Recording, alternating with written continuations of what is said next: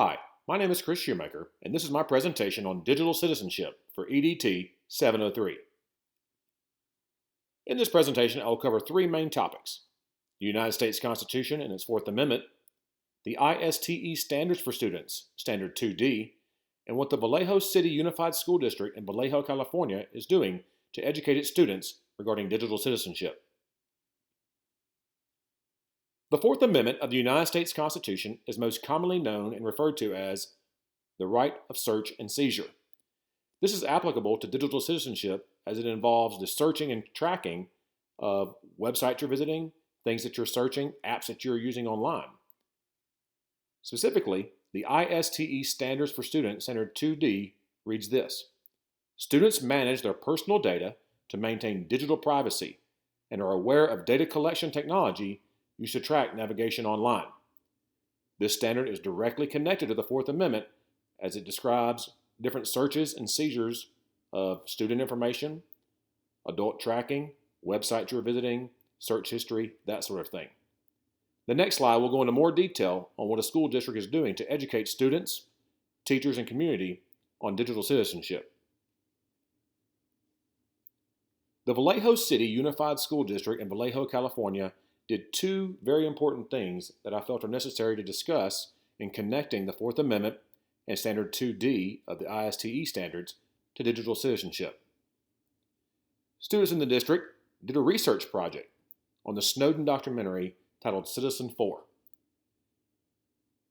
Citizen4 details the NSA spy Edward Snowden and all of the work and effort that went into leaking valuable information.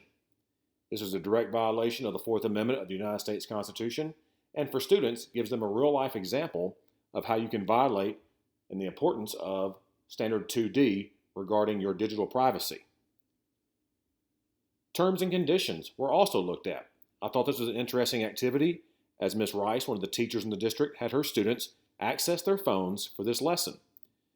She explored with them the importance and the information that you need to look at different websites and apps and how things are being tracked on your phone and how this involves your digital privacy. The students were able to look at the settings and adjust the different buttons and switches that allow different websites to cross-track and different apps to track your search history and your browsing history and that sort of thing.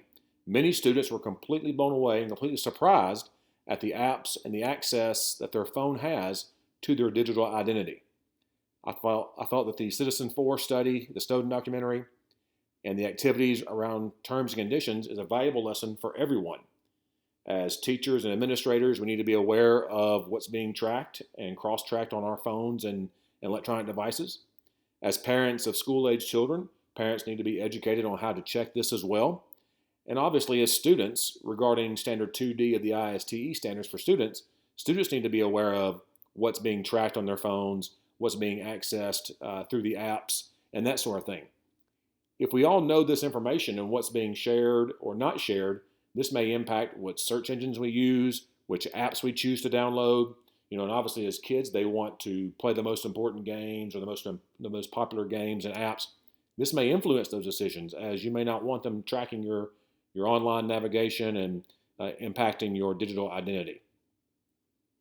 I'll close this presentation with a quote from Ms. Traylor Rice, one of the teachers who implemented the Snowden documentary lesson and the terms and condition activities on the next slide.